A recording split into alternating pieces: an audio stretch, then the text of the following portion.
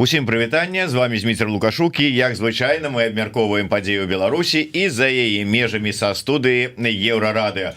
Ну што ж, рады вітаць у нашай студыі чарговы раз, але тым не менш прыемна, заўсёды рады бачыць актора, вядоўцу.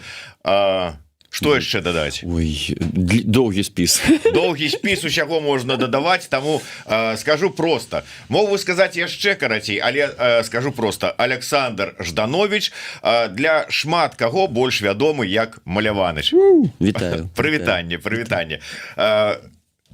Маляваныч яшчэ канчаткова как бы не апанаваў Ждановича Александра, ці наадварот, Жданович не выцесніў з сябе Маляваныча, типа прайшло ўжо, ну ўсё, колькі можна. Не ведаю, яны спрачаюцца адзін за... але никак сужываюцца неяк. Шукаю баланс паміж імі нейкі. Да. Заўсёды лепей знайсці баланс. Ну што ж, Александр, давайте пачнем. Вось мне вельмі цікава і нашим гледачам таксама цікава, што завяло, якім лёсам закінула вас ажно ў Бразылію, што вы там рабілі? З гэтага пачнем. Добра. Ёсць такі праект. Я, можа, не ўсю інфармацыю маю права как бы раскрываць, бо ён яшчэ... Ну, што можна, мы ж разумеем, такія часы. Ёсць такі цікавы праект, які мы нават яшчэ не придумалі назвы. Мы шукаем беларусаў, якія жывуць у самых незвычайных месцах на планеце, якая называецца Зямля, а яны, правда, жывуць у самых нечаканых, далёкіх, таких экзотычных краінах, паўсюль ёсць беларусы, і прыязджаем да іх і цікавімся, як яны жывуць, яны расказваюць, і потым з гэтага будзе стварацца такі цыкл дакументальных фільмаў. І вось это была Бразілія, это было вельмі цікавая паездка, 3 гарады: Сальвадор, Куричиба і Ріо-де-Жанейро. І это абсолютно 3 розных адчування, що 3 розных планеты ўвогуле. Настолькі... Это была першая поездка, таки першая в этом. А чаму Бразілія менавіта? Не, ну разумею, там, что там шмат диких малпаў. Ну... Слухайте, вот про гэтыя дикие обезьяны, диких малпаў, это такі штамп, які... Я таксама, калі вось сустракаўся там з нашими і спрабаваў нешта такое жартаваць на гэту тэму, чамусьці яно там как бы не прокатывала. Яны вось... Она, Бразілія, как бы зусім... Не зусім тая, якую мы привыклі ведаць там па нейкіх літаратурных ці фільмах, літаратурных творах. Чаму Бразілія? Ну, цікава. Па-першае, там нам, беларусам, не патрэбная віза. І там просто, арганізацыйна трэба было вельмі хутка неяк вось паездку арганізаваць. Ну, это аргумент, конечно. Это таксама было за аргумент. Потым там жыве неверагодныя, вось першая, как бы, наша героі, пара такая, да, Ольга Ермолаева і яе супруг, коренны жыхар Бразіліі, які ён філолог, і ён выдатнейшы ведае беларускую мову, размаўляе толькі што з маленькім акцэнтам. І яны вось такая маленькая Беларусь, такая вот маленькая беларуска-бразільская сям'я, якая захоўвае. Вось з імі неверагодна цікава было некалькі дзён. А потым уже там шукалі наших новых герояў, іншых, і таксама я думаю, что это будзе зусім 3 розныя нейкія гісторыі, якія будуць перамежоўвацца такой візуальнай некай экзотыкай тых месцін, дзе мы былі. Это было цікава. Ну і ввогуле такія ўражанні ад беларусаў, якія там. Вот беларусы Бразіліі, ад беларусаў Грузіі, ад беларусаў Польшчы, ад беларусаў Беларусі. Наколькі адрозніваюцца? Ну, па-першае, я думаю, что это ўвогуле цікавы феномен, что по-беларуску, напэўна, ўжо беларуская мова зараз можа быць гучыць больш па-за межамі, фізічнымі межамі таго месца, якога мы той тэрыторыі, якую мы называем Беларусь. І гэта пытанне тады, а што Беларусь? Тыя людзі, якія размаўляюць па-беларуску ў Бразіліі, у Амерыцы, там, не ведаю, в Австраліі, ці тыя, якія забываюць пра свае карані, і хаця тэрытарыяльная, і там намінальна у пашпарце напісана, што яны беларусы і жывуць там. Таму ну вось адрозніваецца тым, што можа быць я не хочу пакрыўдзіць, я ведаю, што вельмі шмат ёсць людзей застаюцца ў Беларусі, якія што могуць робяць дзеля таго, каб яна жыла. Вось, але гэта факт, што Беларусь гэта не толькі тыя, хто жывуць вось там на гэтым месцы, якое называецца РБ, але вось я адчуваў, што ну, Бразілія, калі менавіта пра бразільянцаў, ну ўсё ж такі, канешне, яны крышачку становяцца, набіраюцца вось таго вайба, той некай атмасферы у тым месцы, дзе яны жывуць. І, канешне, яны крышачку становяцца, можа быць, крышачку становяцца такімі беларусамі, але крышачку бразільцы. Асабліва тыя, хто вось як Вольга жывуць там ужо там 10 год, больш за 10 гадоў. Дарэчы, каму цікава, вось тая Вольга Ермолаева Франко, пра якую кажа Маляваныч, гэта выдатная беларуска, якая 10 гадоў таму там плюс-мінус з'ехала у Бразылію, ажанілася там з бразыльянцам, бразільцам, як правильно там себе называюць, не толькі сама по-беларуску размаўляе, не толькі там працягвае беларускія традыцыі, але і мужа свайго навучыла гаварыць по-беларуску, беларускай мове навучыла. Дарэчы, Вольга была госцей праграмы «Ідэя X». У нашай кнігі, у друкаванай версіі, размова з ёй яшчэ не трапіла, але каму цікава, можна зайсці ў архіў нашай праграмы. На сайце там такая кнопачка зверху, написана «Ідэя X», і паслухаць размову с Вольгай Ермолаевай Франко. Вельмі цікава. А вось мы паступова і перайшлі да тэмы, у прынцыпе, адной з галоўных, якую мы планавалі сёння закрануць, гэта як захаваць сябе за мяжой беларусам, беларускасць сваю захаваць. І наколькі я разумею, ўсё ж таки, Александр, вы шмат менавіта гэтаму надаеце увагу. Ці можа быць вот ваша праца з дзецьмі, гэта не вот такая мега такая мэта перад сабой захаваць у іх у беларускасць, ці нешта такое просто больш жыццёвае? Ну, па-першае, конечно, трэба сказаць, што перад вами сядзіць чалавек, які да 20-го года мала цэніў, да, вось тое, што пра што мы зараз размаўляем. І хутчэй за ўсё падзеі 20-го года і пасля гэтага прымусілі неяк паглядзець інакш на тое, хто мы, хто нашы карані, хто нам перашкаджае быць самім сабой, ці это важна захоўваць сябе, сваю памяць, мову, культуру, чым мы адрозніваемся ад як не насаджалі как бы вось гэты рускі свет. Всё ж таки аказалася, што нават такія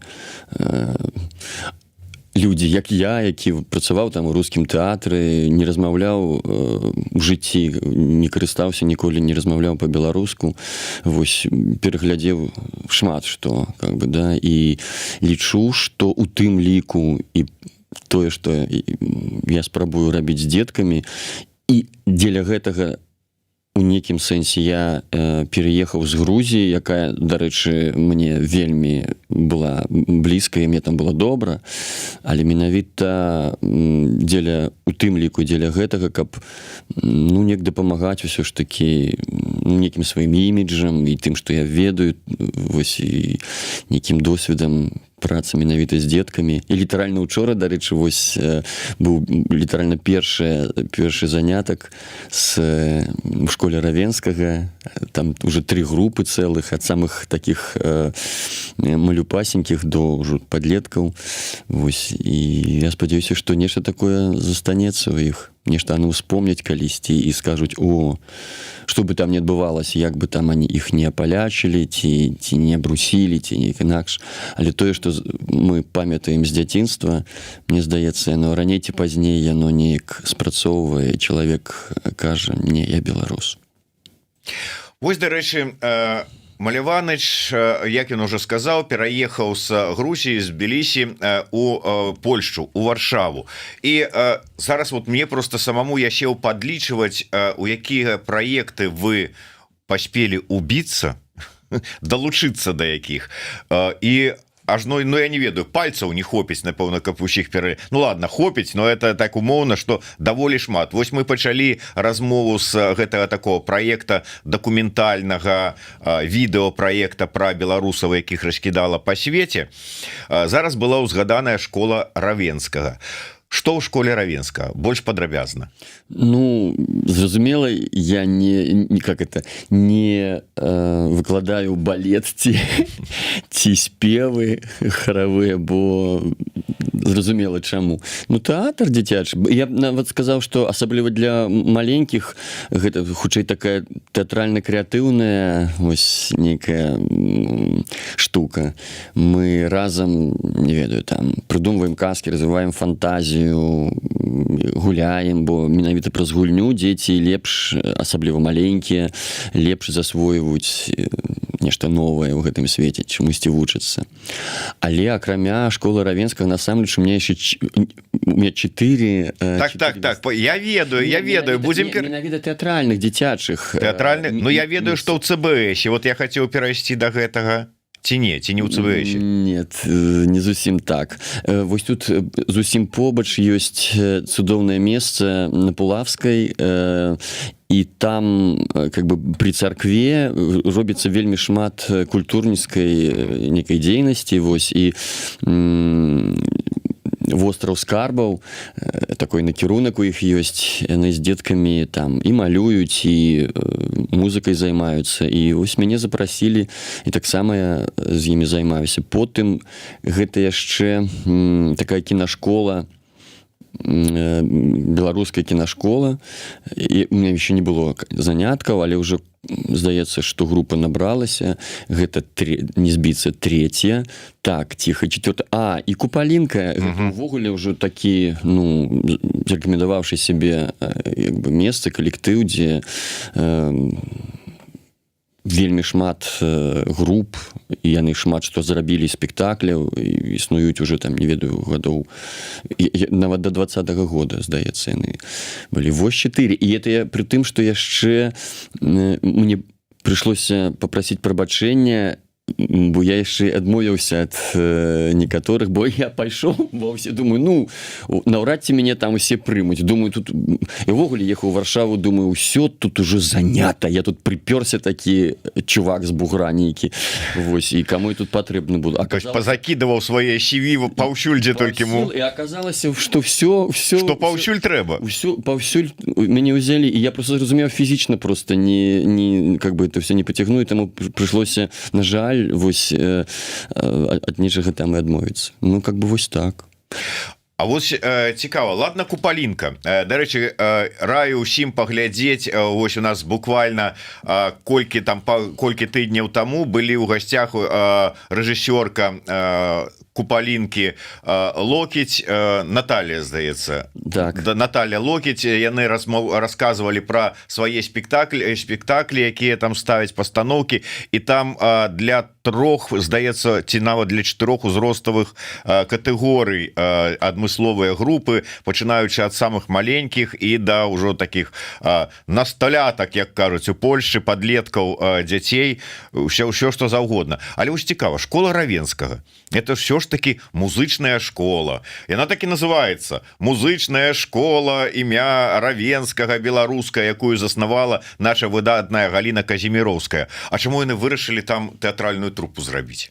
Ну, хутчэй да іх пытання, можа, каб я за іх не адказваў, но я думаю, што ўсё ж такі усе мастацтвы так ці інакш неяк перамежоўваюцца, і зразумела, што акрамя, можа, тэатра мы будзем займацца, і да нас буду прасіць і будуць прыходзіць ўжо спецыялісты менавіта звязаныя там больш з музыкай, калі мы будзем на выхадзе ўжо рабіць нейкі там спектакль ці некую імпрэзу.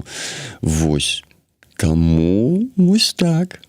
То есть, адразу, то есть вот школа равенская театральная, там как бы, ну, такие студии, купалінка, зразумела, вось гэта, дарэчы, вот я востраў скарбаў, таксама театральная школа.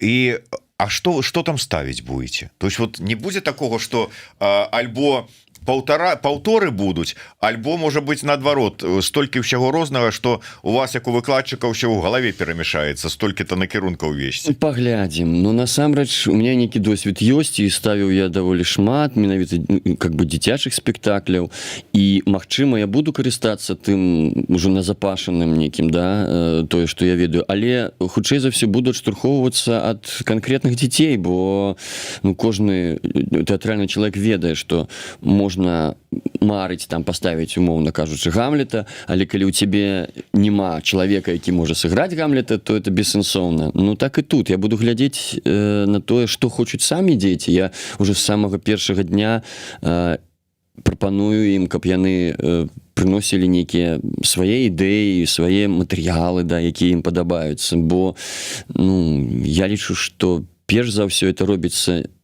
нават не толькі для гледачоў, а можа перш за ўсё менавіта для тых вучняў, якія как бы займаюцца ў цябе, каб гэта ім было перш за ўсё цікава, і буду адштурхоўвацца ад гэтага.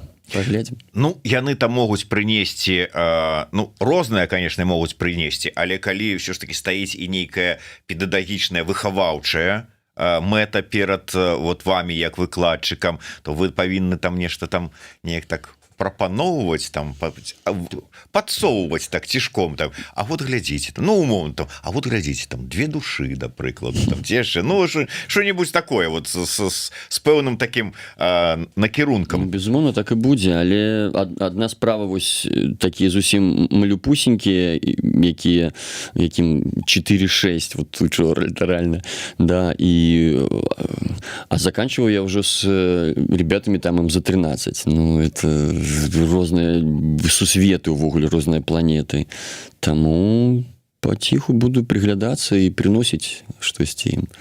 Хацелася б, конечно, каб правда, чтобы это было асабліва вот уже для падлеткаў штосьці такое, ну, звязанае з гісторыяй Беларусі, з этой тэмай, якая, я думаю, што ім блізкая. Увогуле я кожны раз пра гэта кажу, і не так часта я на гэтую тэму чую вось разважанні і агучванне праблемы, што можа цяжэй за ўсё вось у эміграцыі, у такой сітуацыі менавіта падлеткам, бо дзеці яны больш гнуткія, яны яшчэ не пакінулі такія глыбокія нейкія карані на тым месцы, дзе яны нарадзіліся там і пражылі нейкія першыя гадочкі свае. Дарослыя ўсё ж такі больш, ну ўжо такія закалённыя нейкімі выпрабаваннямі, і ім неяк все ж такі таксама лягчэй спраўляцца. А вось менавіта гэты как-то нежны пяшчотны ўзрост, да, самы можа быць такі ранімы і цяжэй за ўсё, і я не ўпэўнены, што імі займаюцца у той меры, як наколькі гэта праблема прымушае как бы займацца. Паглядзім.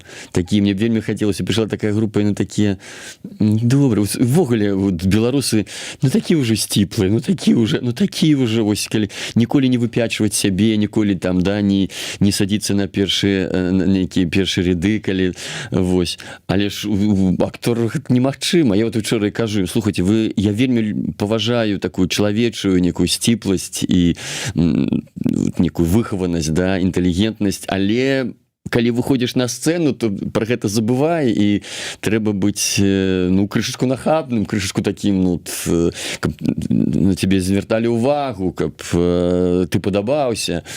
Ну вот паглядзім, будзем расштурхоўваць нашых маладых беларусікаў. Ну, это сапраўды, можа быць, я не ведаю, так гучна не агучваецца, не гучыць гэтая тэма, але калі размаўляеш з бацькамі, з тымі, хто звязаны з працай з падлеткамі, то ты, безумоўна, не адзін раз сказалі, што тыя, хто... Вот дзеткі зусім маленькія, там дашкольны час там ці першы там умоўна кажучы другі клас, яны адаптуюцца вельмі лёгка, вельмі хутка, мову вывучаюць ввогуле на раз-два, як кажуць. Тыя, хто ўжо таксама дарослы, да складанасці эміграцыі, но ты ўжо свядомы, ты ўжо ведаеш, ты ўжо разумееш і гэтак далей. А вот такі умоўны час там 10 13, 14, 15 гадоў, вельмі складана, пераходны перыяд, там ужо паспеў троху алекарэнчыкі пусціць, тут невядома чаму, чаго, вот не ўсё можа разумееш, і тут да, вельмі складана. І, вот, дарэчы, буквально днямі абмяркоўвалі гэтую тэму з кіраўнічкай Купалінкі, да, і гаварылі на гэтую тэму, ну с Вольгай, да. Ну але слухайте, Александр, а вы можете патлумачыць мне, чаму так папулярна зараз у беларусаў, у дзяцей тэатральная вот это трупы, вот это, потому что глядзіце, вот вы пералічылі колькі, гэта ж не ўсё, што вы пералічылі. Ёсць таксама, скажем, той такая подлеткавая трупа у беларускага свабоднага тэатра, ёсць там іншыя ініцыятывы, там ёсць Ася Смаляк, якая займаецца, да, Ася Смаляк, ёсць у беларускім цэнтры беларускам салідарнасці таксама там тэатральныя трупкі, карацей кажучы, іх шмат. Чаму? Вот мне здавалася, такой цягі да тэатральшчыны у дзяцей раней не было.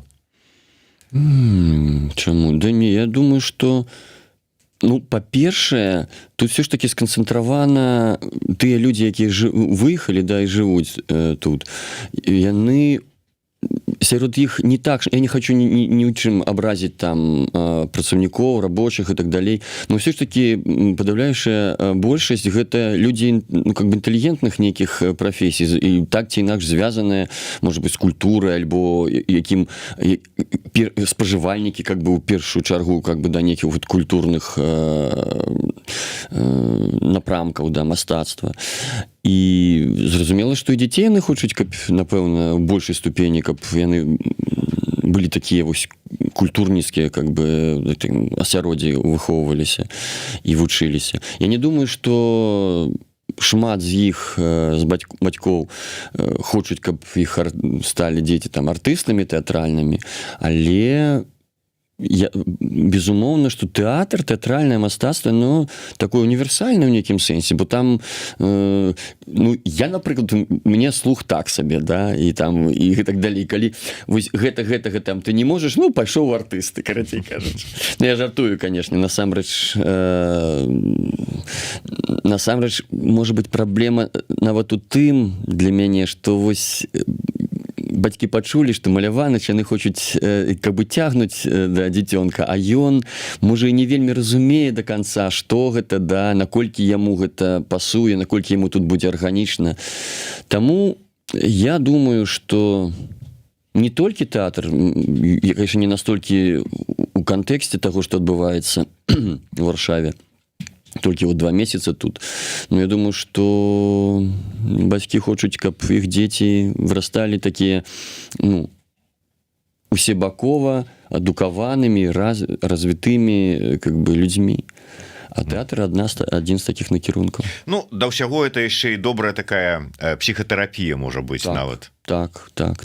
Дапамагае. Вот мы казалі, опять же, што беларусы занадта такія нейкія вот сціплыя, нейкія такія саромяцца, ці што. А вось ну, тэатр дапамагае неяк пазбаўляцца нейкіх комплексаў, дапамагае. Вось прыйшла наша госця, яшчэ адна. Калі ласка, вітанне. Калі ласка, нарэшце да нас далучылася з розных прычынаў, так склалася. Дзесьці мы памыліліся, дзесьці яна памылілася, дзесьці сусвет так спрацаваў, але тым не менш мы с Александром вельмі рады вітаць і вам прадставіць дырэктарку беларускамоўнай школы у Батумі, заснавальніца беларускай прасторы Аксяродак, там жа у Батумі, Оксана Акуневич. Прывітанне, Оксана. Вітаю ўсіх. Так, ну, Маляваныч ужо нагаварыўся, мы да яго яшчэ вернемся. І да, можаш троху расслабіцца, выпіць кіпяточку, як кажуць. Оксана, Вельмі рады вас нарэшце А бачыць. я як рада. Мы на мінулым тыдні размаўлялі з Накай, з Настай Шпаковскай пра школу, якую онлайн-школу, якую яна заснавала, так базуецца яна, умоўна кажучы, ва ўкраіне, але працуе на ўвесь свет для беларусаў. Так вось, беларускамоўная школа ў Батумі. Раскажыце пра яе пару словаў. Калі яна была заснавана, што вас падштурхнула да таго, што нам трэба беларускамоўная школа? Калі пачынаць, што мяне падштурхнула, нам трэба беларускамоўная школа, я была яшчэ ў Беларусі. Але прыехаўшы ў Батумі, канешне, стала зразумела, што хочацца працягваць. І калі ў нас у Менску была каталіцкая школа, было беларускамоўнае асяроддзе, то зараз мы, як быццам бы апынуліся ў вакууме. У Грузіі унікальная сітуацыя ў тым, што можна навучацца на розных мовах. Гэта называецца ў іх сектар, гэта нават не мовы меншасці. Гэта нейкія мовы, то бок грузінскі сектар, рускі, іранскі, азербайджанскі. І беларусы, которые прыехалі значна раней за мяне, спрабавалі адкрыць беларускі сектар, дамовіцца, не атрымалася. З розных прычынаў, і я працягвала гэта рабіць. Аднойчы мы прыйшлі на сустрэчу з амбудсменам, гэта па правах чалавека, у Паджары, і я, канешне, расказвала тое, што мне баліць больш за ўсё, што вось, глядзіце, нашы дзеці не маюць магчымасці навучацца на роднай мове, і мы тут з'ехалі, каб не вучыцца і не стаць рускімі, прыехалі ў Грузію, і што мы бачым, што мы вучымся ў рускім сектары. І так гэта вось прыняло, што мы, беларусы, не маем магчымасці, што знайшлася школа адна грузінская, якая пагадзілась. То бок вось Георгій доўга думаў і расказваў усім на ўсіх сустрэчах, што вось беларусы такія няшчасныя, не маюць магчымасці на сваёй мове вучыць дзяцей, і адна грузінская школа пагадзілася ўзяць нашых дзяцей аформіць. Гэта адбылося ўжо пасля пачатку навучальнага года. То бок, магчыма, вы памятаеце, што калі мы з вамі бачыліся на прадмове ў нас у Батуме, мы абвясцілі пра адкрыццё школы. У Грузіі навучальны год пачынаецца 15 верасня. З намі літаральна там 15 верасня нам і кажуць, што вось мы згодныя з вамі пачаць. Усе ўжо вучацца. І я абвясціла, што, слухайце, я згодная, каб не згубіць магчымасць, бо што халера ведае, што адбудзецца праз год, нават з адным вучнем. Але, як вось, калі мне быў лёс сёння да вас дабрацца, то так же сама, калі быў лёс зрабіць школу, набралася такіх 7 дзяцей, і школа адкрылася. Я набірала з 1 па 6 клас, падумала, што моцна рызыкаваць не буду, бо все хацелі больш старэйшыя. Мы адпрацавалі, і сёлета у нас ужо набралася 22 чалавекі. Не, я б, канешне, хацела па шчырасці, я люблю ўсё грамаднымі маштабамі, я б хацела, каб іх 100 набралася, але 22 гэта ўжо амаль у 3 разы павелічэння. Які ўзрост, то есть гэта адзін клас, ці гэта, скажем, па некалькі чалавек на розныя класы? Узрост, вось сёлета мы абвясцілі набор з 1 па 12 клас, але да нас прыйшлі дзеці з 1 па 9. І некаторыя дзеці, дарэчы, вось, прабач, нас з вашай школы да нас перайшлі, бо і бацькі стаміліся ад таго, што ў дзяцей няма сацыялізацыі, і дзеці стаміліся. Кажуць, слухайце, мы падлеткамі ходзім у школу, дзеля патусавацца. Ужо ўзызла нам сядзець дома толькі вось з экранам. У нас, але праз тое, што дзеці прыехалі рознага ўзроўня, як у любой школе. І яны пераходзяць з розных школаў. Хто з рускай школы, хто сам вучыўся, хто проста не вучыўся анскулеры. То вось гэтыя 9 класаў я размеркавала на 5. Так, мы рабілі не толькі я адна, мы зрабілі тэставанне з настаўнікамі. Плюс, калі мы абіралі прадметы, такая добрая метадычная падтрымка ёсць з розных бакоў, і суадносна з прадметаў абралі такім чынам, каб аб'яднаць. Мы ж не першыя гэта выдумалі.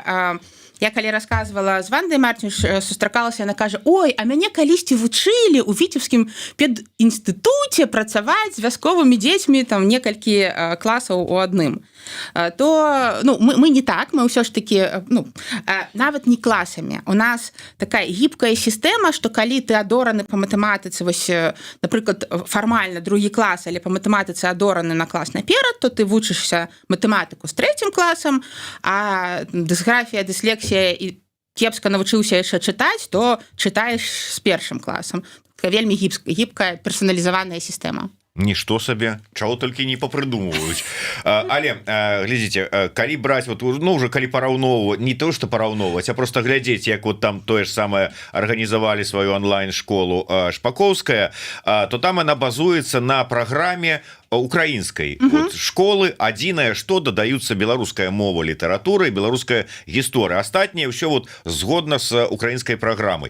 У вас якія праграмы? Слухайце, ёсць, калі мы бярем, сустракаемся з чалавекам з цывілізаванага свету, які скончыў школу, мы чакаем, што яго ёсць базавыя веды: фізіка, хімія, біялогія, геаграфія, і гэтыя прадметы ва ўсім свеце аднолькавыя.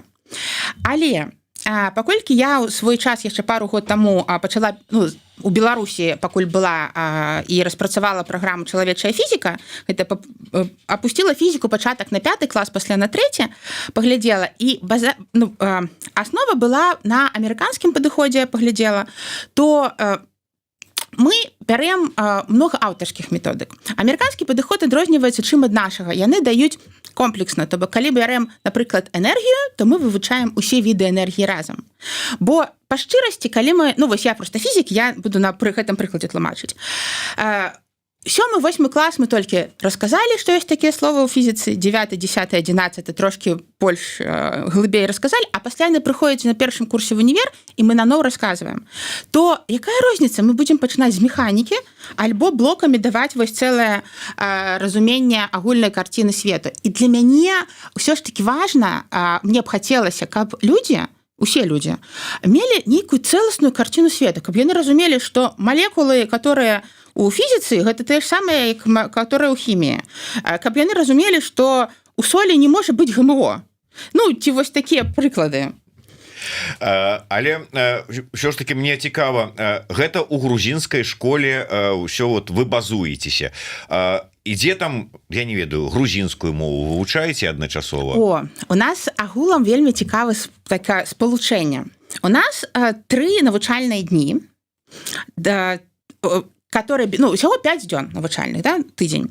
3 дні дзеці навучаюцца ў аксяродку. Вось у нас у шматфункцыянальнай беларускай прасторы. Там яны вывучаюць просто увесь блок прадметаў: матэматыка, беларуская мова, хімія, геаграфія, беларускія танцы, параўнальную міфалогію, а 2 разы на тыдзень яны ходзяць у грузінскую школу.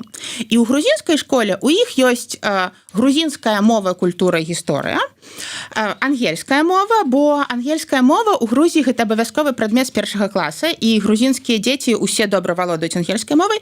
Французская мова, бо ў Грузіі абавязкова 2 замежныя мовы, і школа, якая пагадзілася нас узяць, гэта французская школа. А яшчэ, бо праграму я так прыдумляла, я у грузінскай праграме, у малодшай, правда, школе, абавязковы прадмет грузінскія танцы і абавязковы прадмет шахматы.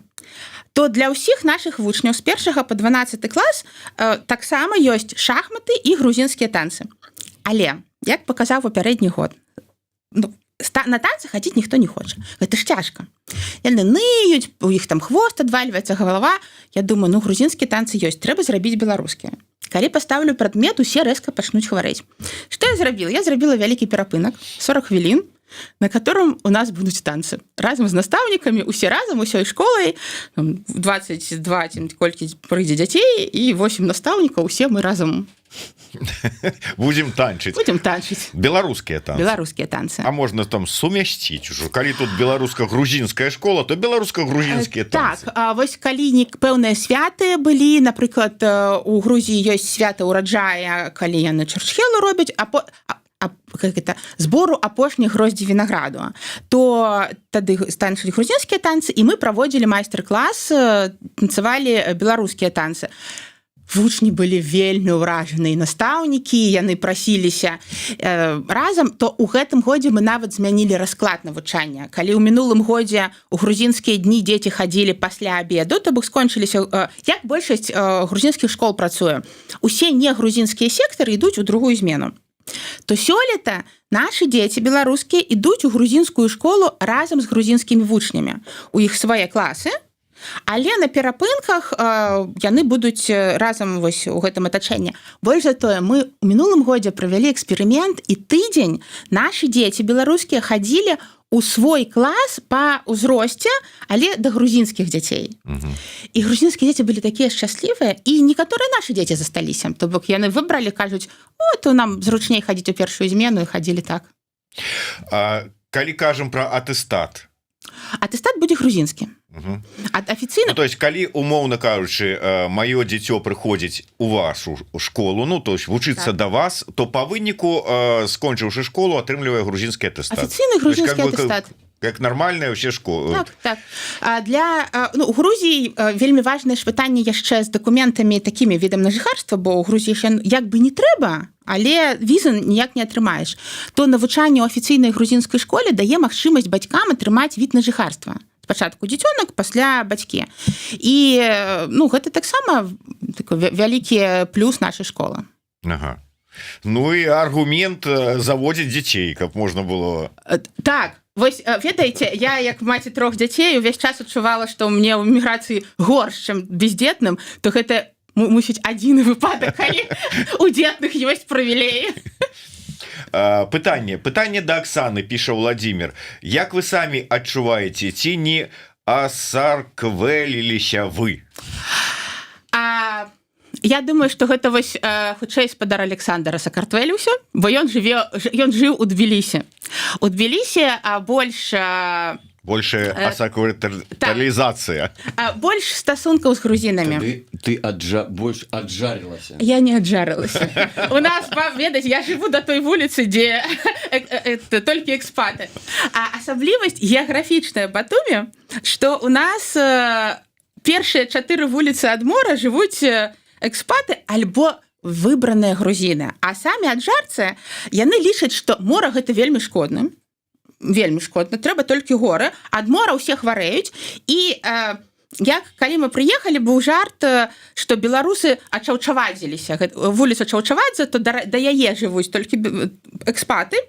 Раней, далей адна вуліца, такі перамежак, і далей толькі грузіны. Вось, дарэчы, Северын Кваткоўскі, ён жыў за Чаўчавадзе, і ён, калі пісаў свае нататкі, ён ужо апісваў пэўныя рэаліі Сакартвэла. Я фактычна мае стасункі зараз ёсць, бо мая дырэктарка грузінскай школы, і у нас ёсць сябар, каго мы арендавалі асяродак. Як калісьці сказала, прыехаўшы у Батумі, была Аліна Стефанович, яна нас перацягнула, кажа, слухай, у Батумі можна камунікаваць толькі з беларусамі, беларускамоўнымі, і то яшчэ перабіраць буду. Таму, не, ўсё ж такі я не асакартвэлілася, не агрузінілася. Магчыма, на жаль, але я ніяк спадар Александр, который нават вітаецца па-грузінску у перапісцы. Вот, поставим на вид.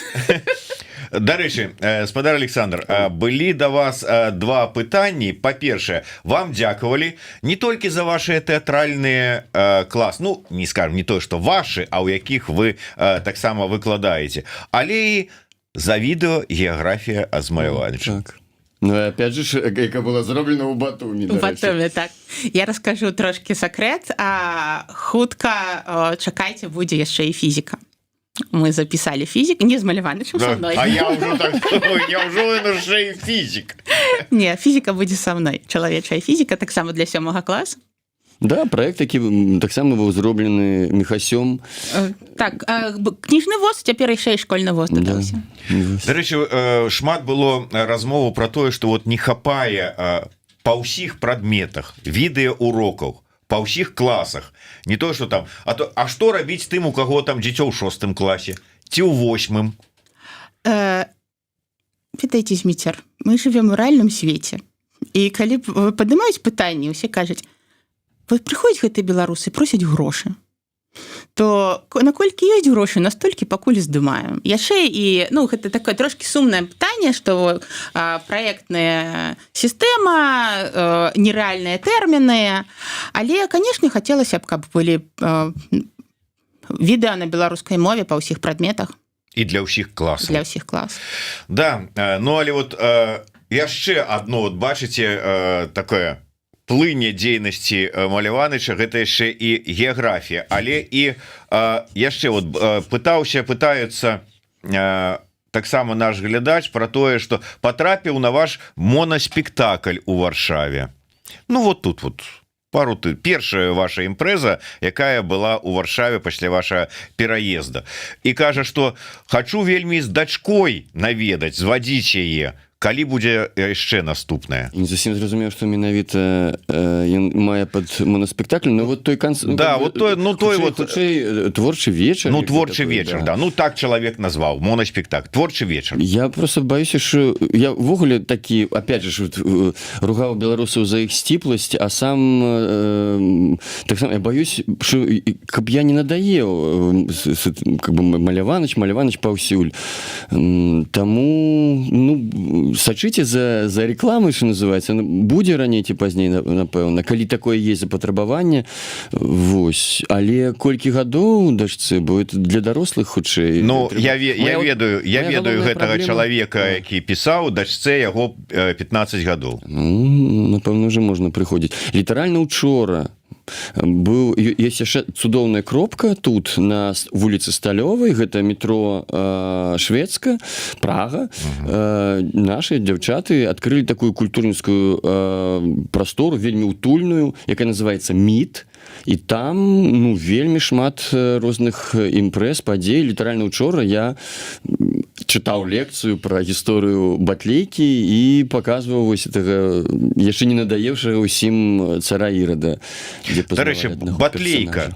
Так. На яе сіл-то яшчэ хопіць, якія планы наконт гэтага? У мяне вось... Да, вот, ты не сняла с языка. Уже МІД на чарзе нашагала, але я не смог привезти яны вялікія лялькі. Можа, хто возьмецца, хто-небудзь, людзі, можа, хто-небудзь едзе з Тбілісі ў бліжэйшы час у Варшаву, то я упхну вам вось яшчэ валізку рэчаў, якіх проста не давёз, у тым ліку і некі часткі, дэкарацыі, кукол, лялек, спектакля Батлейка Шагала, які так хотела Оксана, каб мы давезлі до Батумі, там блізанька было. Але вось спачатку Варшаву, потым... Размаўляеце паміж сабой і не саромейцеся. Літаральна я прыляцела у Варшаву 5-го, 4-го я была ў Тбілісі, але ж спадар Александр не мог мяне перапытаць. Ці ляціць, ці ёсць у мяне месца ў багажы. Беларусы, размаўляйце. Ведаеце, як такі анекдот, жыды не шкадуйце заваркі, дык беларусы размаўляйце. Нешта я не падумаў. А яшчэ беларусы, можа, хто-небудзь у вас са знаёмых беларусаў жыве ў Індыі? Вось мы пачыналі, уласна кажучы, всю эту размову пра Бразілію, так вот мы зараз шукаем беларусаў Індыі. Пішыце. Маляваныч вырашыў на халяву так і экзатычныя і цікавыя краіны наведаць, я гляжу. Я, насамрэч, нічога, плыву просто як... скажем, некая маленькая лодочка нейкая по плыні по нейкай, і вось мяне просто несе гэта плынь кудысьці. Я прынесе мяне ў Індыю, добра, прынесе мяне ў Варшаву, ці назад, можа, у Тбілісі, я не ведаю. Я вось так жыву. А яшчэ ён піша кніжкі. Прэзентаваў днямі вось на гэтай творчым вечары сваю кніжку, 2. Аўтографы раздаваў направо і налево, і я так зразумеў, што 3-я рыхтуецца. Не будзе. Гэта доўгая тэма, можа, ці хопіць у нас часу расказаць пра ўсё. Выдавецтва «Славянка», Вольга Татарчык, якая знаходзіцца тут у Варшаве, яна аказалася найбольш такой гнуткай і мы першыя, з кем дамовіліся менавіта з ёй, і вырашылі, што мы будзем рабіць не такі зборнік казак ад Маляваныча, а такую серыю як бы маленькіх брашурак такіх тоненькіх, вось танных. І две ўжо выйшлі, і будуць яшчэ, будзе працяг. А яшчэ я спадзяюся, што выдавецтва кракаўскае, беларускае выдавецтва Гутенберг у ліцэ Валянціны Андреевой яшчэ выпусціць кніжку, якая там будзе некалькі ўжо казак, не толькі Маляваныч, там будуць іншыя казкі. Так што вось так. Таму беларусы, адкрывайце ў сябе, я ніколі не думаў, ты пачынаў з таго, як прадставіць гэтага ці то Маляваныч, ці то Жданович, ці актор, хто ён, яшчэ і дзіцячы пісьменнік, аказваецца, во нахабства такое. Да, таму будьце нахабнымі, беларусы, адкрывайце ў сябе новыя здольнасці, не сядзіце толькі на попе, а, раскрывайце сябе творча, пачынайце штосьці новае, і все у вас атрымаецца. Мы самыя таленавітыя, самыя крэатыўныя і класныя. Пакуль вы не можете дачакацца, то аксяродку ў інстаграме все канцэрты, усе выступы спадара Александра мы выкладалі, і іх можна паслухаць казкі. Оксана, а ввогуле ці ёсць якая-нибудь інфармацыя, а колькі дзяцей ввогуле ў Батумі беларускіх? Насамрэч дакладна невядома. Па розных методыках падліку, па тым, як звяртаюцца да юрыстаў нашых, па тым, як па чаціках, па нейкіх... Зараз засталося ўсяго беларусаў каля 4000. Батумі, як і быў самы вялікі горад па насельніцтву беларусамі у 22-м годзе, так і застаўся, але дакладна мы не ведаем. Няма падлікаў ніякіх. Я до того, что як ці ёсць магчымасць, ёсць сабраць гэтых беларускіх дзяцей. Я разумею, что не ўсіх в одну школу, але вот поболей. Что замінае? Мало інфармацыі, ці ўжо цяжка з нейкага месца скрануцца, ты там ужо пайшоў у школу, а што я тут буду некуды пераходзіць? Вот што працуе? Класнае пытанне. Пачну па частках, бо гэта пытанняў некалькі. Магчымасць сабраць. Ведаеце, в мінулым годзе наша школа, аксяродак удзельнічаў у праекце гэтых школак выходнага дня, тое, што у Польшчы былі, пасля пашырыліся, гэта Алеся Лоскі, там ён дырэктарам лічыцца, то я нават не ведала, што ў нас столькі беларускі дзяцей, которые цікавяцца беларускасцю сем'яў, бо за год у нас 103 чалавекі пабыло. Вось у гэтай школцы пачыналі мы там каля 70 заявак, скончылі на 103, і многія настолькі стаміліся ад суполак, настолькі стаміліся вось ад гэтых нейкіх... Усё роўна любы тэлеграм-канал, ён пэўна палітызаваная. І інфармацыя да многіх не даходзіць. То бок зараз перадаюць вось аксяродак, у нас садок быў беларускамоўны, з рук у рукі. І пра школу цікавы момант, што да мяне 2 дні таму звярнуліся рускія, хочуць пайсці ў беларускамоўную школу, іх не пужае, што будзе цалкам навучанне на беларускай мове. Я кажу, прыходзьце, калі ласка, калі вы будете ўсё разумець, не ў першы клас, нават у 4-й. І некалькі вось ёсць дзеці, якія сем'і атрымалі дакументы ў Польшчы, але дзеля беларускай адукацыі прыехалі ў Батуме. Вау. Вось, толькі менавіта дзеля беларускамоўнай адукацыі, то бок сапраўды брак інфармацыі гэта вялікі мой мінус, але паколькі аксяродак збольшага гэта я адна, то я на ўсе накірункі і рэкламу, і арганізацыю школы, арганізацыю прастора, на жаль, не хапае. У любым выпадку, калі хтосьці хоча нейкую інфармацыю пра дзейнасць школы, дзейнасць аксяродка атрымаць, куды лепей, у якія соцсеткі лепей звяртацца? У нас самы жывы гэта Телеграм, аксяродак Батумі, альбо калі вы проста пішаце толькі аксяродак, гэта я асабіста адказваю, нават не перадаю сваёй адміністратарцы, альбо ў інстаграме аксяродак, там збольшага імпрэзы. Гэта самая актуальная інфармацыя. Вось, дарэчы, пытанне пра сацыяльныя сеткі, але да Маляваныча. Вось сёння, пытаецца Вожык Патрыёт, самая папулярная пляцоўка сярод падлеткаў TikTok. Ці ёсць там Маляваныч? І якімі яшчэ сучаснымі сродкамі распаўсюду беларускасці карыстаецца? Ёсць. Як не дзіва, ёсць. Вам жа ж адразу сказалі, Маляваныч, ён паўсюль. Ён паўсюль, да.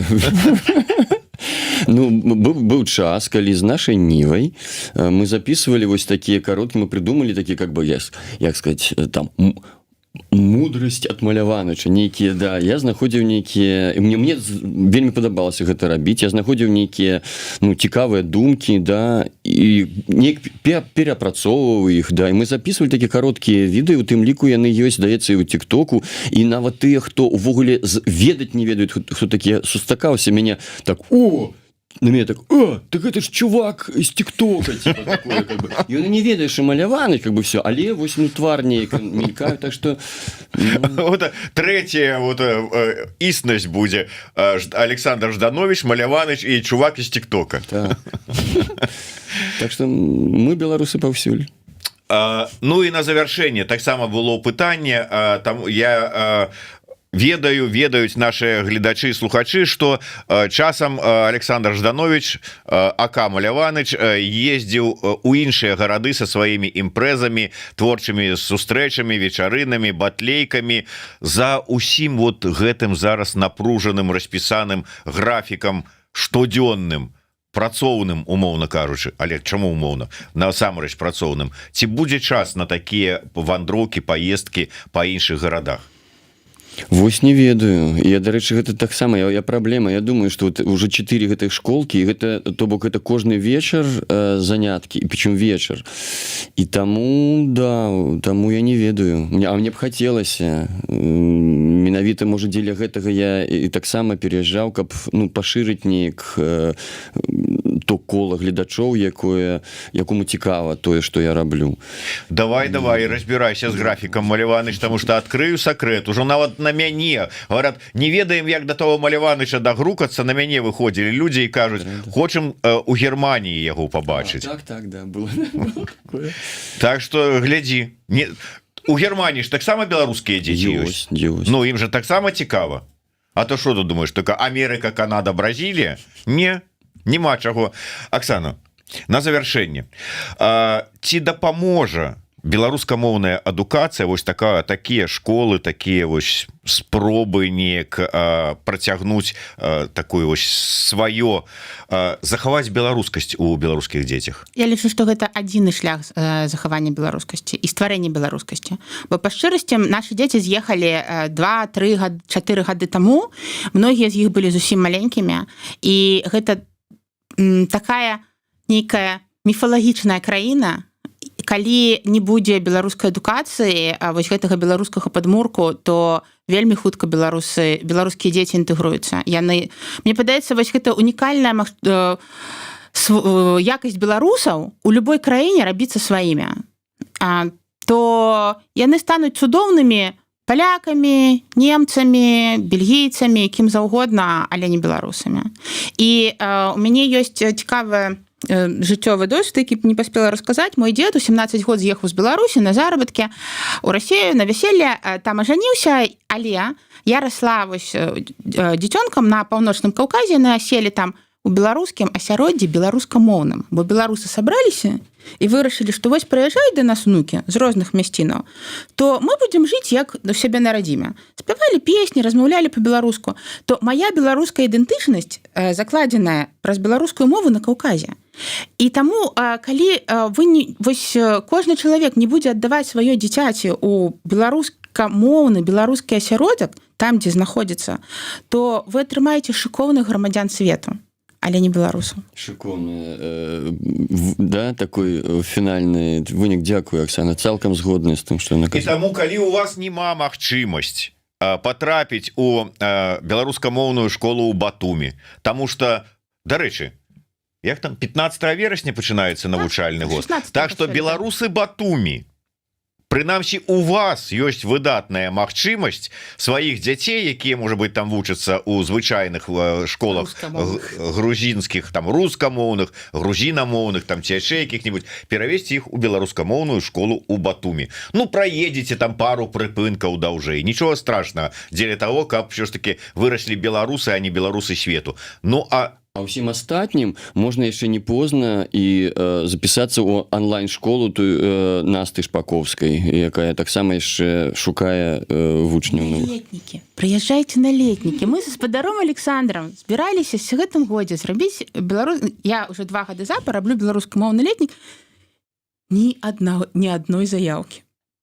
То бок на мае, просто на мой атрымаліся заявкі, на мой гаспадаром Александром неўдалыя даты, магчыма, былі, ні адной заявкі. Ну, я думаю, что наступным разом, калі вы тут вот уже будете планаваць, ну, бо ўжо сезон летнікаў-то прашоў, Так. Наступным разом мы тут собяромся адмыслова ў студыі, все гэта распішем, прарэкламуем і галоўнае, і будем тады яшчэ выбіраць. Так, хто не потрапіць у школы, таму абавязкова пасля таго, як схадзілі там у польскія школы ці яшчэ якія-небудзь, записывайтеся у беларускамоўныя, у беларускія гурткі, тэатральныя, музычныя, там усе любыя іншыя. Пашчасціць вон да Маляваныча. 4 у яго розных там школкі, накірунках, гэтак далей. Можна убіцца куды-небудзь. Не, ну і апроч Маляваныча ёсць добрыя людзі, якія гэтым займаюць. Так што не расціць. Дома размаўляйце. Ну, это свято, это само собой. Я думал, что это и так все разумеют. Вы верыце ў тое, што людзі разумныя? Да? Я веру. З'едліва неяк засмеялася. Вы, Оксана, перестаньте вот это вот все. Дякую. Цудоўная размова атрымалася. Дякую вам. Дякую вялікі. Оксана Акуневич, Александр Жданович Маляваныч, Зміцер Лукашук были з вами. Будьте беларусамі, заставайцеся беларусамі, вырасціце беларусаў у сваёй сям'і, а не дзяцей сусвету. Так. Жыве Беларусь. Жыве вечна.